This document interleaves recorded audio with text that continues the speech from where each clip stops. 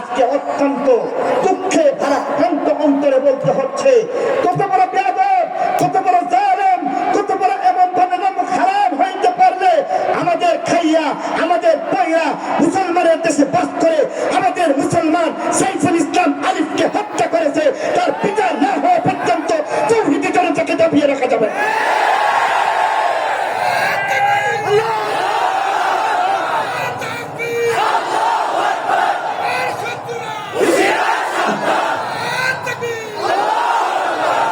রক্ত একবার দিতে হয় না, বারবার দিতে হয়। 2001 সনে ব্রাহ্মণবাড়িয়ার মধ্যে রক্ত দিয়ে পরীক্ষা করা হয়েছিল, ইমানের পরীক্ষা করতে তাকুত উল্টে গিয়া সেখানের মধ্যে জনতার বিজয় হয়েছিল, ঠিক কিনা ধরে বলে। 2013 সনে আরো একটা যুদ্ধ করতে হয়েছে, আরো একটা জিহাদ করতে হয়েছে, শাপলা চত্বর কায়েম করতে হয়েছে, প্রয়োজনে আরো একটা শাপলা চত্বর কায়েম করতে হবে। ডাক চলে আসবে, যার কাছে যা কিছু আছে সবকিছু নিয়ে আবার সেই শাপলা চত্বরের মধ্যে সেখানের মধ্যে জীবন দেওয়ার জন্য প্রস্তুত থাকতে হবে। কুষ্টিয়াবাসী তোমরা পারবে কি পারবে না?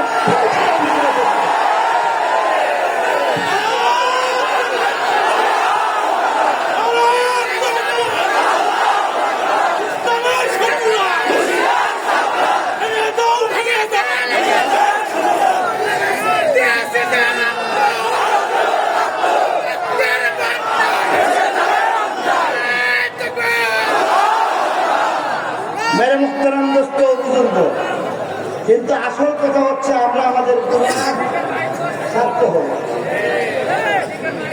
আসল কথা হচ্ছে গুনাহ ছেড়ে দিতে হবে। কবিরা গুনাহের ভয়াবহ অভিশাপ আজকে ইন্ডিয়া আমাদের উপর নাকতালি করতেছে, চাইনা আমাদেরকে কেন ধরে ঘুরাইবার চেষ্টা করে, রাশিয়া আমাদেরকে, আমরা তাদেরকে তাদের গোলাম বানিয়ে রাখার চেষ্টা করে। মুসলমান স্বাধীন দেশের মধ্যে স্বাধীন থাকতে হবে, গুনাহ মুক্ত জীবনযাপন করে। মেরে মুহতারাম দোস্ত বুজুর্গ, সর্বশেষ একটা কথা বলে বয়ান শেষ করি। আল্লাহ নবী ফরমান,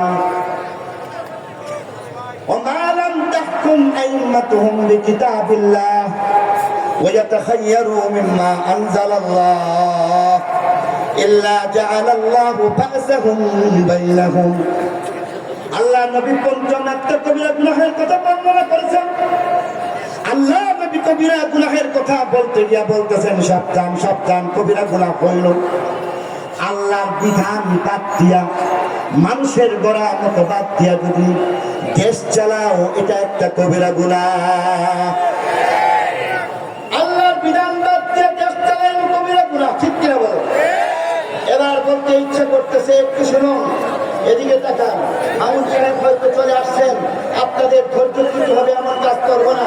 হাদিসের শেষ মিনিট বলে বিদায় নেব। মেরে মুহতারাম দোস্ত বুজুর্গ, বলতেছি শুনুন, আল্লাহ নবী ফরমান, যখন মানুষের করা মতো বাদ দিয়া দেশ চলবে, এটা একটা কবিরা গুনাহ, ঠিক কিনা বলে? মানুষের করা কবিতা, মানুষের করা মতো বাদ দিয়া যখন দেশ চলবে, বাংলাদেশের প্রত্যেকের মধ্যে আপসের মধ্যে দুশ্মনী লাগাই দেওয়া হবে। অতএব আজকে আমরা লক্ষ্য করে দেখেছি, মানুষের করা মতো আজকের নারী কাপড় পরিধান করার পরও আজকের নারী বিবস্ত্র উলঙ্গের মতো চলাফেরা করতেছে, ঠিক কিনা? মুসলিম শরীফের রওয়ায়াত, যেখানের মধ্যে আল্লাহ নবী ১৫০০ বছর আগে একটা কথা বলেছিলেন। ছাত্র জমানায় মাঝে মধ্যে চিন্তা করতাম, এটা কেমন করে সম্ভব। আল্লাহ নবী বলেছেন, মুসলিম শরীফের রওয়ায়াত, সিনফান মিন আহলিন নার বলা হয়েছে।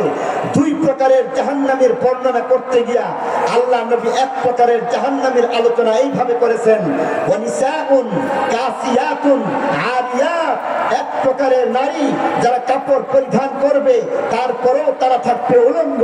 সেই কালে বুঝতে কষ্ট ছিল, সাহাবে কেরাম বুঝতে কষ্ট হয়েছিল, কাপড় পরিধান করবে আবার উলঙ্গ থাকবে, এটা কেমন করে সম্ভব। এমনকি আমাদের সময় মাঝে মধ্যে চিন্তা করতাম, এটা কেমন করে সম্ভব। কিন্তু আজকের বাস্তবতা হচ্ছে, নারী কাপড় চোপড় পরিধান করতেছে, মাথার মধ্যে কাপড় থাকতেছে না, শরীরের অঙ্গ প্রত্যঙ্গ দেখা যাচ্ছে, পাতলা কাপড় চোপড় পরিধান করা হচ্ছে, যার কারণে তাদের শরীর দেখা যায়, পেট দেখা যায়, পিঠ দেখা যায়, নাভি দেখা যায়, বগল দেখা যায়। কাপড় পরিধান করার পরেও আজকে নারী, আল্লাহ নবী ইসলামী কথা অনুযায়ী বাস্তব প্রমাণ হয়ে গেছে। আজকে নারী কাপড় পরিধান করার পরেও তারা হচ্ছে উলঙ্গ। অশ্লীলতার বর্ণনা করে শেষ করা যাবে না। কিছু মানুষ আছেন যারা বুরকা পরে না, যারা বুরকা পড়তেছেন তাদের মধ্যে দুই প্রকার। এক প্রকার এমন নারী রয়েছেন যারা বুরকা পড়তেছে, মুখ খোলা রাখতেছেন, যারা এমন ফিটিং আট বুরকা পরিধান করতেছে। আপনাদের সামনে প্রশ্ন রেখে জানবো, আপনারা উত্তরটা দিবেন। এদের এই পরিধান কর্তৃত বুরকার পরও তাদের শরীরের অঙ্গ প্রত্যঙ্গ পরিষ্কার বোঝা যায়, ঠিক কিনা বলেন? যে বুরকা পরার কথা আল খেল্লা ভারী ঢিলা ঢালা হবে, শরীরের অঙ্গ প্রত্যঙ্গ যেন বোঝা না যায়, শরীরের অবস্থান গঠন আকৃতি যেন কোনো মানুষ কোনোদিন বুঝতে না পারে।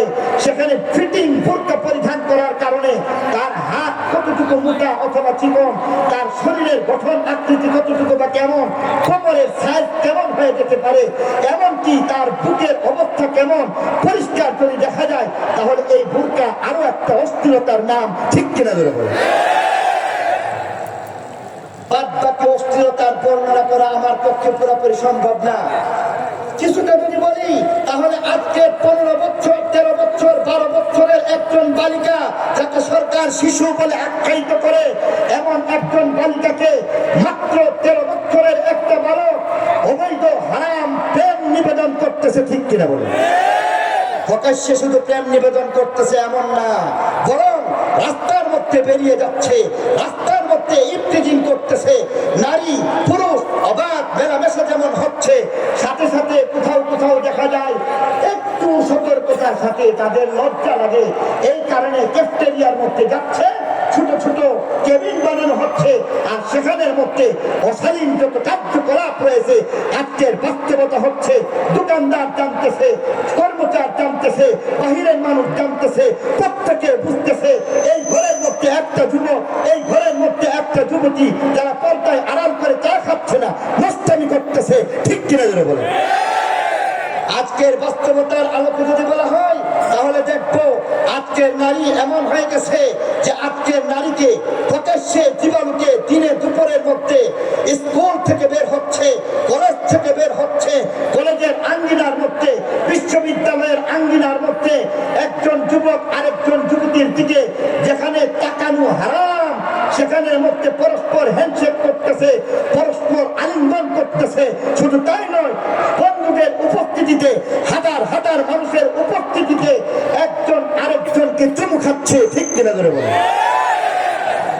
আর বাকিগুলো আমি বলতে পারবো না, বাকিগুলো আপনারা বুঝে নিয়েন, আপনারা জানেন। আর বাকি সবের কথা বলবো না। আজকের অস্থিরতার কথা যদি বলা হয়, গত 3 দিন আগের কথা বলতে হবে।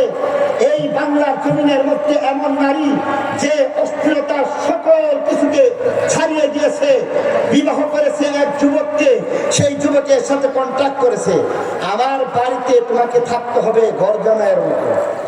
যুবক বিবাহ করলো, বিদেশ চলে গেল, আর তার মা বাবা অজ্ঞাত সারে জানা সত্ত্বে আরেকটা পুরুষের সাথে তার বিবাহ হয়ে গেল, ইঞ্জিনিয়ারের সাথে বিবাহ হয়ে গেল।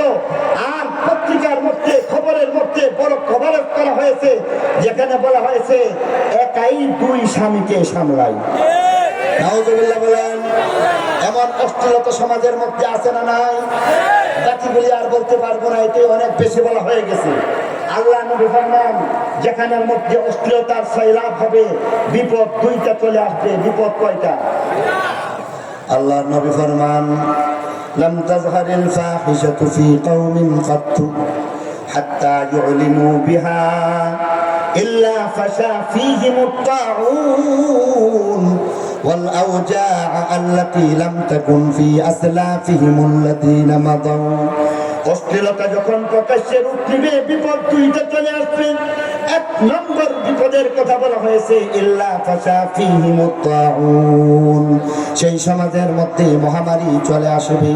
2 নম্বর ওয়াল আওজা' আল্লাতী লাম তাকুন ফি আসলাফিহিমুল লাযীনা মাদাউ, সমাজের মধ্যে এমন সকল নতুন নতুন রূপ, নতুন নতুন নাম নাম নিয়ে এমন রোগ চলে আসবে যেই রোগের নাম তুমি জানো না, তোমার বাবা 14 গোষ্ঠী জানে না, পূর্বপুরুষ কেউ জানবে না। এমন নতুন নতুন রোগ তোমাদের সমাজে দেওয়া হইবে, বলি নাউজুবিল্লাহ। 1500 বছর আগে আল্লাহ নবীর কথা সত্য প্রমাণিত হয়ে গেছে, যা বলে গেছেন।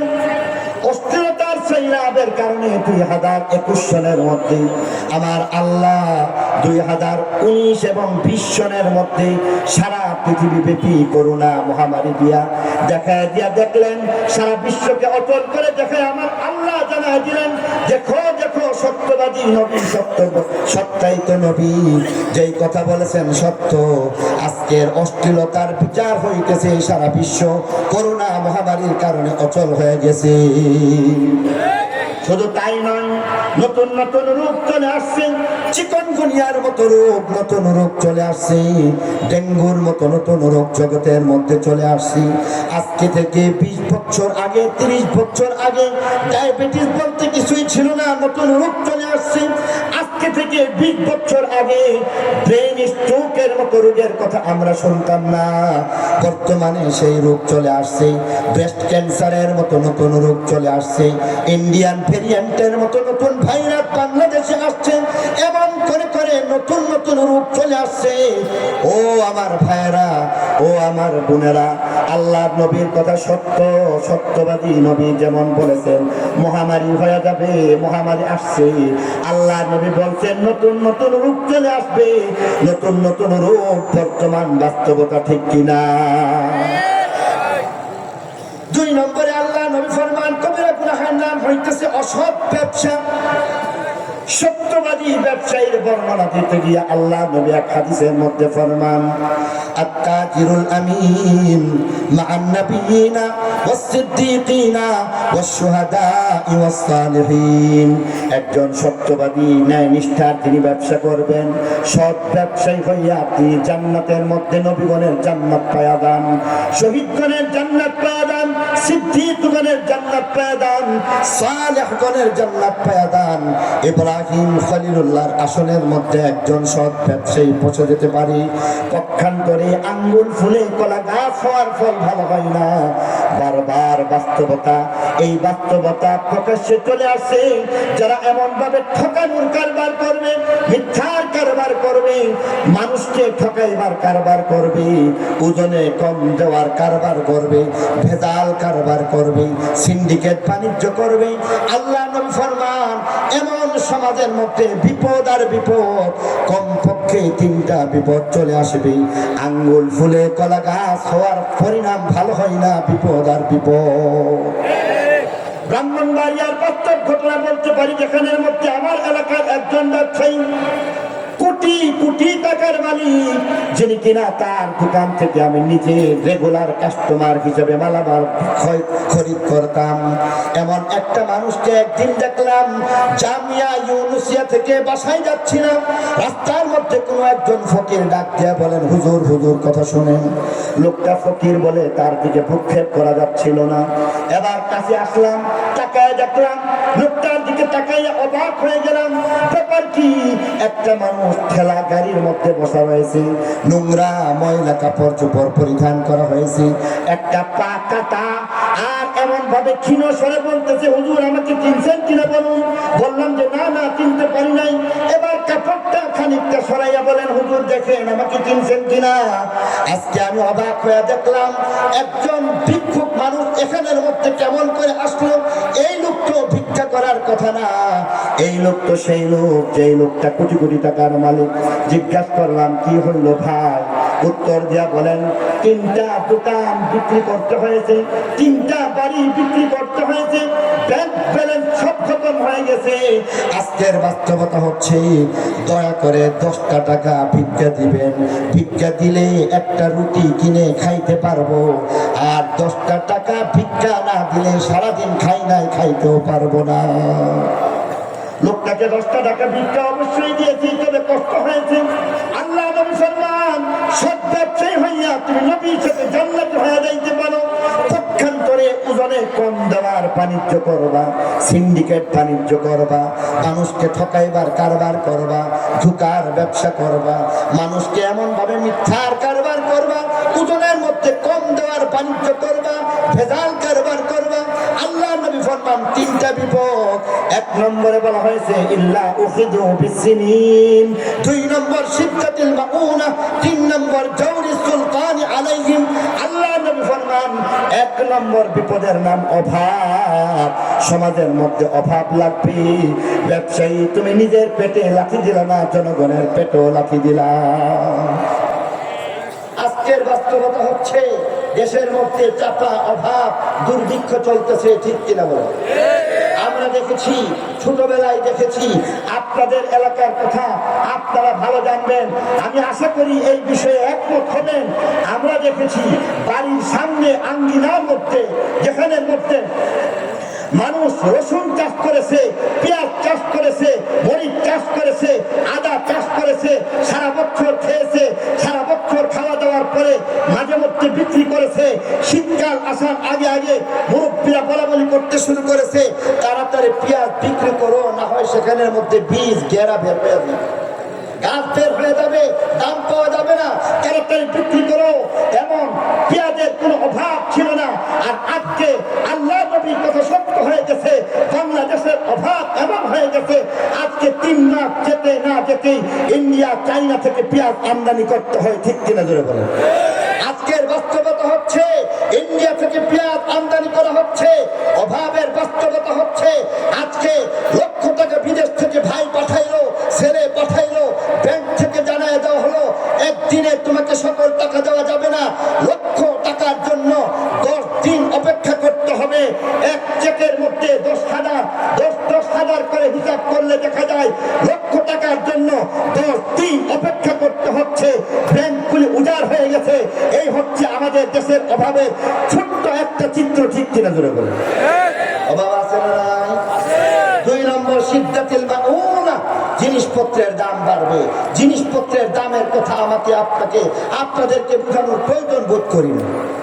মাত্র একটা কাঁটা তারের ব্যবধানে, কাঁটা তারের ওই পারে হিন্দুস্তান, আমার এলাকার মধ্যেই বলবো, আখাউড়া বর্ডার এলাকার মধ্যে মাত্র একটা কাঁটা তারের ব্যবধানে ওই পারে চিনির দাম 30 টাকা, আর এই পারে চিনির দাম 130 টাকা। দ্রব্যমূল্যের ঊর্ধ্বগতি ঠেকানো যাচ্ছে না, বাজার কন্ট্রোল করা যাচ্ছে না, মনিটরিং করা হচ্ছে, একদিক থেকে যাচ্ছে আরেক দিক থেকে দাম বাড়িয়ে দেওয়া হচ্ছে, ঠিক কিনা জোরে বলুন? 3 নম্বর বলা হয়েছে জালেম চাপায় দেওয়া হবে। আজকে জালেম কোন একটা অফিসের মধ্যে যান, ছোট্ট একটা কাগজে সাইন করতে গেল জালেম বলে টাকা লাগে। ছোট্ট একটা অফিসের মধ্যে, ভূমি অফিসের মধ্যে একটা পর্চা, একটা কাগজ বের করতে হবে, বলা হচ্ছে 10,000 টাকা দিতে হবে, লক্ষ টাকা দিতে হবে। এমন জালেম কিছু কিছু অফিসার, এমন ঘুষখোর কিছু কিছু অফিসার আছে না নাই? এমন ঘুষখোর অফিসারের কারণে আমাদের জনসমাজ, বিশেষ করে আমাদের মধ্যবিত্ত সমাজ কুণ্ঠাসা হয়ে গেছে, কোনো কাজ করতে পারে না।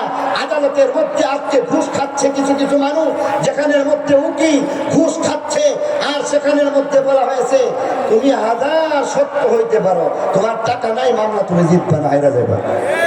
আছে না নাই? সরকার আলেম এখানে সব আমাদের উপর চাপায় দেওয়া হবে। আল্লাহ নবীর 3টা কথা যদি ব্যবসায়ী অসৎ হয়ে যায়, অভাব লাগবে। 2 নম্বর দ্রব্যমূল্যের ঊর্ধ্বগতি, 3 নম্বর যেখানের মধ্যে জালেম চাপায় দেওয়া হবে। এই 3টা বিষয় আজকের বাস্তবতা, ঠিক কিনা বল? আল্লাহ নবী ফরমান ওয়ালাম ইয়ামনাউ যাকাতা আমওয়ালিহিম ইল্লা মুনিউল কাতার মিনাস সামা। আল্লাহ নবী ফরমান 3 নম্বর কবিরা গুনাহের ফল ভালো হয় না। ভয়াবহ যে 5টা কবিরা গুনাহ, তার মধ্যে 3 নম্বর কবিরা গুনাহের নাম হইতেছে যাকাত বন্ধ করা। বর্তমান সমাজের মধ্যে যাকাত দেওয়া হয় না। যারা যাকাত দিচ্ছে তারা সঠিকভাবে যাকাত দেয় না, হিসাব করে না। যারা যাকাত দিচ্ছে তারা সুদাউন করতেছে, ঢাকা থেকে খবর পাঠাইতেছে অমুক তারিখে অমুক সাহেব এলাকার মধ্যে যাকাতের কাপড় বিতরণ করবেন। আর একটা কাপড়ের জন্য এমন ভাবে লাইন ধরে ধরে অপেক্ষার পর অপেক্ষা করতে করতে ধাক্কা ধাক্কি করতেছে। আর এই ধাক্কা ধাক্কির এক পর্যায়ে এমন হয়ে যায় বৃদ্ধ মানুষ নিচে পড়ে গেল, পদপিষ্ট হয়ে গেল। ময়মনসিংহের মধ্যে, চট্টগ্রামের মধ্যে মাত্র 200 টাকার একটা কাপড়ের জন্য মানুষ খুন হয়ে গেছে, মৃত্যুবরণ করেছে। অথচ জাকাত দেওয়ার বিধান হচ্ছে নিজে পৌঁছায় দিবা। আর আজকের বাস্তবতা হচ্ছে জাকাত আনতে গিয়া কখনো কখনো এমন ভাবে কোন কোন এলাকার মধ্যে জাকাতের কাপড়ের জন্য হাত বাড়াইছে, ধাক্কা ধাক্কি করতেছে। কোনো এক সময় দেখা গেছে জাকাতের কাপড় দেওয়ার আগে আগে তার গালের মধ্যে থাপ্পড় মারে, ঠিক কিনা বলেন? এমন করে করে জাকাত পৌঁছায় দেয় আর ফুটা দিয়া বলে, আমার জাকাতের টাকা দিয়া তোমরা চলো। বলতে ইচ্ছা করে, তুমি কেন হযরত ইমাম আবু হানিফার মতো জাকাত দেনওয়ালা হইলা না? জাকাত একটা এমন সুন্দর জীবন ব্যবস্থার নাম, অর্থনৈতিক ভাবে গরিবকে স্বাবলম্বী করার নাম। ইমাম আজম আবু হানিফা জাকাত দিয়েছেন। বাগদাদের প্রত্যেকটা গরিব পরিবারের হিসাব তার সামনে ছিল। প্রত্যেকটা পরিবারের সদস্য সংখ্যা তিনি জানতেন। প্রত্যেকটা সদস্য সংখ্যার প্রত্যেকের জামা কাপড়ের মাপ তার কাছে ছিল। রমজান মাসের আগে আগে বাগদাদের প্রত্যেকটা ঘরে ঘরে ঈদের জন্য নতুন জামা কাপড় পৌঁছায় দিয়ে আসতেন, নতুন করে প্রত্যেকের জন্য। রমজান মাসের সেহরি ইফতারের খাবার জাকাতের অর্থ দিয়ে তাকে দেওয়া হইতো। ঈদের দিন এমন ভাবে খাবার দাবারের ব্যবস্থা করা হইতো যেখানের মধ্যে দেখা গেছে হযরত ইমাম আজম আবু হানিফা ঈদগাহের মধ্যে গেলেন। সেই ঈদগাহের মধ্যে যাওয়ার পরে সেখানের মধ্যে তার গায়ে একটা নতুন জামা কাপড় যেমন ছিল, গরিব মানুষটাকে দেখে গরিব বোঝার কোনো উপায় নাই। কারণ ইমাম আজম আবু হানিফা এই গরিব মানুষটাকে তার জাকাতের টাকা দিয়া এমনই নতুন জামা কাপড় বানায় দিলেন। ঘরের মধ্যে ইমাম যেমন ভাবে পোলাও কুরমার ব্যবস্থা করলেন, গরিব মানুষের ঘরের মধ্যে পোলাও কুরমার ব্যবস্থা হয়ে গেছে। এমন ভাবে সেই বাগদাদের মধ্যে একটা নুরানি পরিবেশ হয়ে গেছে। পক্ষান্তরে বর্তমানে যখন জাকাত দেওয়া হয় না, আল্লাহ নবী এই ভয়াবহতা বর্ণনা করতে গিয়ে বলেন আর বলতেছেন, ওয়ালাম ইয়ানকুযু ওয়ালাম ইয়ামনাউ যাকাত আমওয়ালিহিম ইল্লা মুনিউল কাতার মিনাস সামা। জাকাত যদি ঠিক মতো না দেও, বন্ধ করে দেওয়া হয়, কবিরা গুনাহ। এর ফল হইতেছে তোমাদের জন্য রহমতের বৃষ্টি মহান আল্লাহ বন্ধ করে দিবে। বলতে পারেন হুজুর এখন তো বৃষ্টি পাই, বাংলাদেশের মধ্যে বৃষ্টি হচ্ছে। আল্লাহ নবী তার উত্তর দিয়ে পরবর্তী অংশের মধ্যে জানিয়ে দিলেন, ওয়ালাউলাল বাহাইম লাম ইউমতারু। যদি চতুষ্পর্যন্ত না হইতো তাহলে তোমার জন্য একটা ফুটা বৃষ্টির পানি দেওয়া হইতো না। বর্তমানে তোমার জন্য দেওয়া হচ্ছে না, কীট পতঙ্গের জন্য, গাছ গাছালির জন্য, পাথর হাজারের জন্য, পাখালির জন্য, হিংস্র জীবজন্তুর জন্য, এমনকি পানির মাছের জন্য, কিরা বা কোরার জন্য বৃষ্টি দেওয়া হচ্ছে। আর যদি তোমার জন্য বৃষ্টি দেওয়া হইতো, আল্লাহ খুশি থাকলে তোমার বৃষ্টি রাত্রিকালীন হইতো, রাতের বেলা তোমার আরামের ঘুম হয়ে যাইত, দিনের বেলা রৌদ্র থাকতো, যাতে তোমার কাজের কোনো ব্যাঘাত না ঘটে।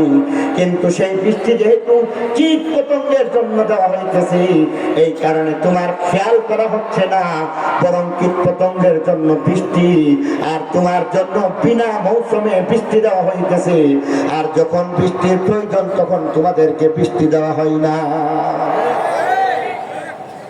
আল্লাহ নবী 4 নম্বরে বলতেছেন, কবিরা গুনাহ 4 নম্বর হচ্ছে এমন, ওয়ালাম ইয়ানকুযু আহদাল্লাহি ওয়া আহদা রাসূলিহি ইল্লা সাল্লাল্লাহু আলাইহিম আদুওয়াম মিন গায়রিহিম ফাআখাযু বা'দা মা ফি আইদিহিম। আল্লাহর সাথে কৃত ওয়াদা যখন ভঙ্গ করা হয়, নবীর সাথে কৃত ওয়াদা যখন ভঙ্গ করা হয়, ওয়াদা ভঙ্গ করা এটা একটা কবিরা গুনাহ, ঠিক কিনা বলেন? বিশেষ করে আল্লাহর সাথে যখন কৃত ওয়াদা ভঙ্গ করা হয়, নবীর সাথে কৃত ওয়াদা যখন ভঙ্গ করা হয়, যার বাস্তবতা হচ্ছে আমরা আলাস্তু বিরব্বিকুম বলেছিলাম বালা, কিন্তু আজকে আমরা ইমান আনি না। যারা ইমান আনতেছি ইমানের দাবি পুরা করি না, নামাজ পড়ি না, রোজা রাখি না, হজ যাকাত আদায় করি না, পর্দার মধ্যে থাকি না, বেপরদা চলাফেরা করতেছি, হালাল ভক্ষণ করতেছি না, মিথ্যা বলতেছি, গীবত করতেছি, শিকায়ত করতেছি, গান বাদ্যের মধ্যে লিপ্ত থাকতেছি, গুনাহের মধ্যে লিপ্ত থাকতেছি।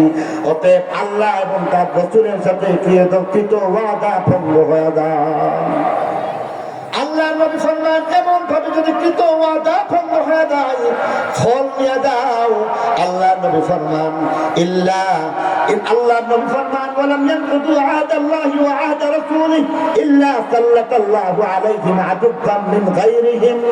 বিজাতীয় শত্রুতা পয়দা হয়, ফাআখাযু বা'দা মা ফি আইদিহিম। তোমাদের সম্পদগুলিকে এই দেশ থেকে অন্য দেশের মধ্যে পাঠিয়ে দেওয়া হয়। আমাদের মধ্যে আজকে বাস্তবতা হচ্ছে এই কবিরা গুনাহ আমাদের সমাজে আছে, আল্লাহর সাথে কৃত ওয়াদা ভঙ্গ হচ্ছে, ঠিক কিনা বলেন? আর বাস্তবতা হচ্ছে আজকে এমন দুশ্মন, বিজাতীয় দুশ্মন আমাদের মধ্যে চলে আসছে।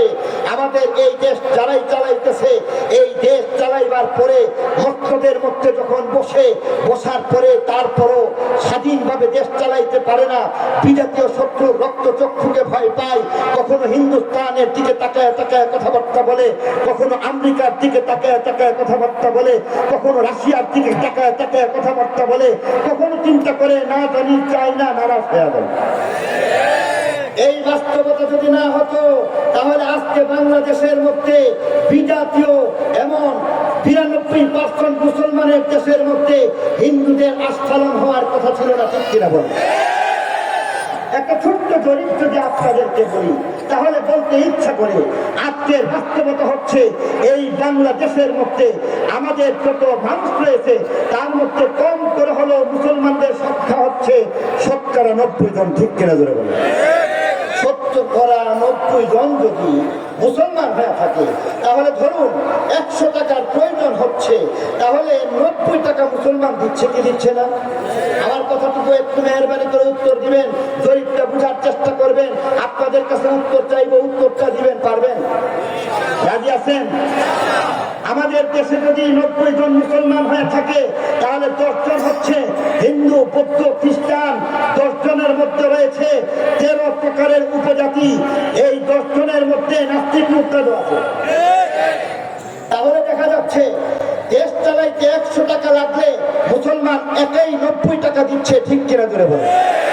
তাহলে বলতে ইচ্ছা করতেছে বাস্তবতার আলোকে আমরা দেখবো এই দেশের মধ্যে ৯০ টাকাই যেহেতু মুসলমান দিচ্ছে, তাহলে এই ৯০ টাকা দেওয়ার মাধ্যমে দেখা যাচ্ছে দেশের মধ্যে বর্তমানেও ধর্ম নিরপেক্ষতার মতবাদের অভিশাপ এখনো রয়েছে।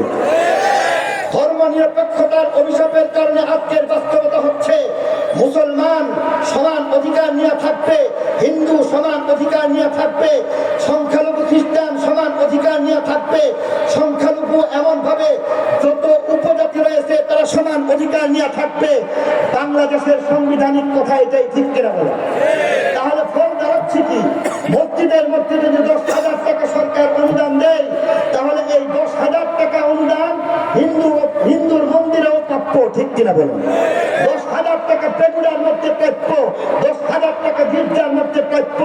এবার হিসাব নিকাশ যুগ মিলায় দেখেন, তাহলে আমরা যেহেতু ৯০ টাকা দিয়ে দেশ চালাইতেছি, শতকরা ১০০ টাকার মধ্যে বাকি ১০ টাকা বাকি যত ধর্মাবলম্বী রয়েছে তারা সকলে মিলে চালাইবে।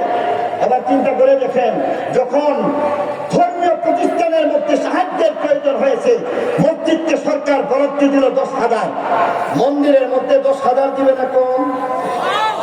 আরে বলেন, ভুল হয়ে গেছে। ধর্ম নিরপেক্ষ দেশ হিসাবে সমান অধিকার হিন্দুরা পায় কি পায় না? যেহেতু মসজিদের মধ্যে ১০,০০০ টাকা দিছে, ধর্ম নিরপেক্ষ রাষ্ট্র হিসাবে মসজিদ ১০,০০০ পাইলে মন্দিরের মধ্যেও সমান অধিকার ধর্ম নিরপেক্ষতার অভিশাপ হিসাবে সেখানেও ১০,০০০ দেওয়া হবে।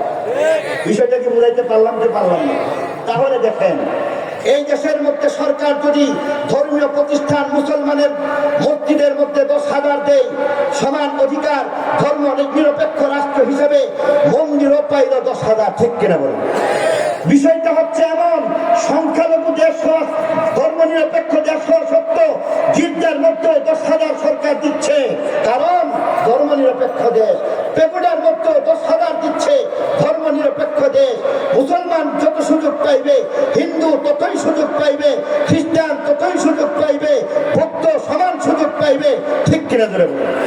এই যদি হয়ে থাকে তাহলে আবার চিন্তা করে দেখুন, এই দেশের মধ্যে মুসলমান যখন দেশ চালানোর প্রয়োজন হয়েছে তখন 10 টাকা দিছে না 90 টাকা? আরো জোরে বলেন, কত টাকা দিল? পক্ষান্তরে সমান অধিকার হিসাবে তাদেরকে 10,000 টাকাই দেওয়া হয়েছে, মসজিদকেও 10,000 টাকাই দেওয়া হয়েছে। এবার বুঝে থাকলে বলুন তো দেখি, এই দেশ চালাইতে গিয়া হিন্দু কি 90 টাকা দিছে? খ্রিস্টান কি 90 টাকা দিছে? ইহুদি কি 90 টাকা দিছে? এইভাবে বত্রিশ যারা রয়েছে তারা কি 90 টাকা দিছে? তারা সকলে মিলে 10 টাকা দিচ্ছে। তারা সকলে মিলে 10 টাকা মিলে ফল দাঁড়াইতেছে। এই দেশের মধ্যে হিন্দুর মন্দির মুসলমানের টাকা দিয়ে পরিচালিত হচ্ছে।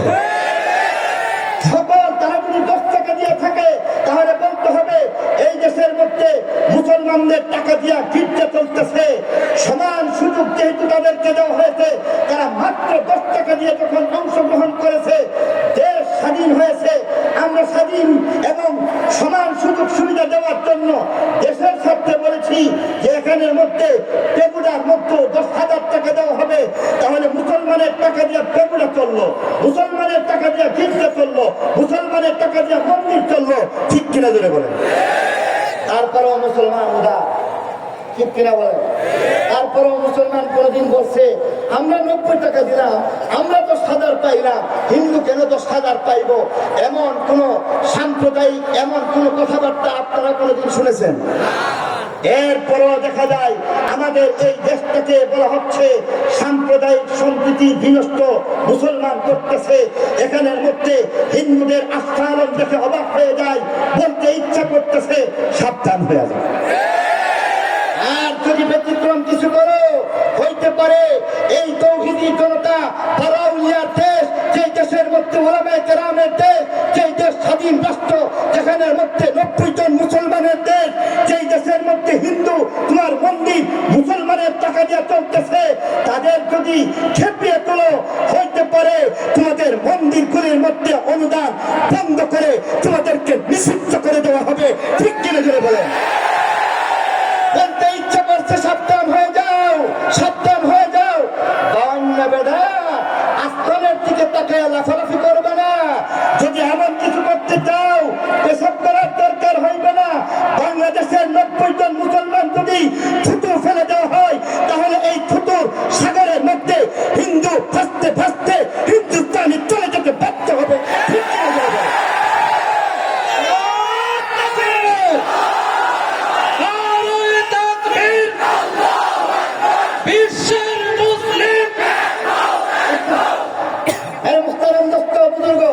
কিন্তু আমরা স্বাধীন দেশের মধ্যে এমনটা চাই না। ঠিক কিনা বলে?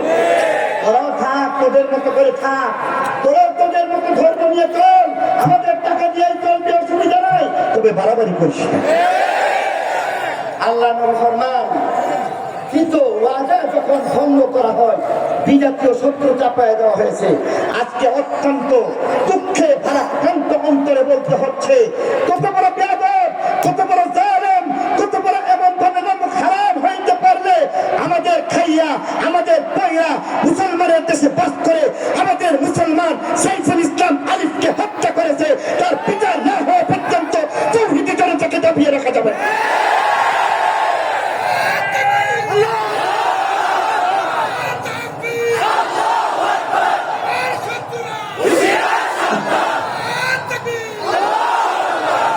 রক্ত একবার দিতে হয় না, বারবার দিতে হয়।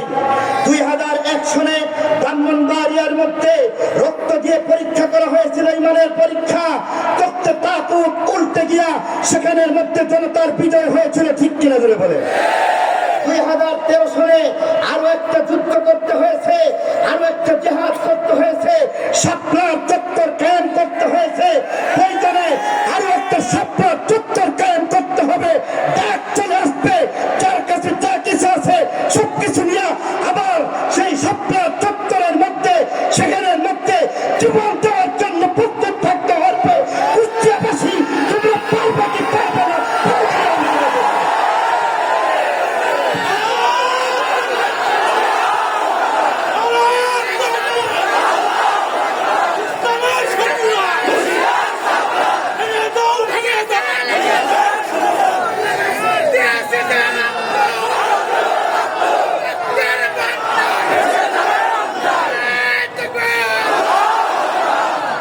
মেরে মুখতারাম দোস্ত বুজুর্গ, কিন্তু আসল কথা হচ্ছে আমরা আমাদের গুনাহ ছাড়তে হবে।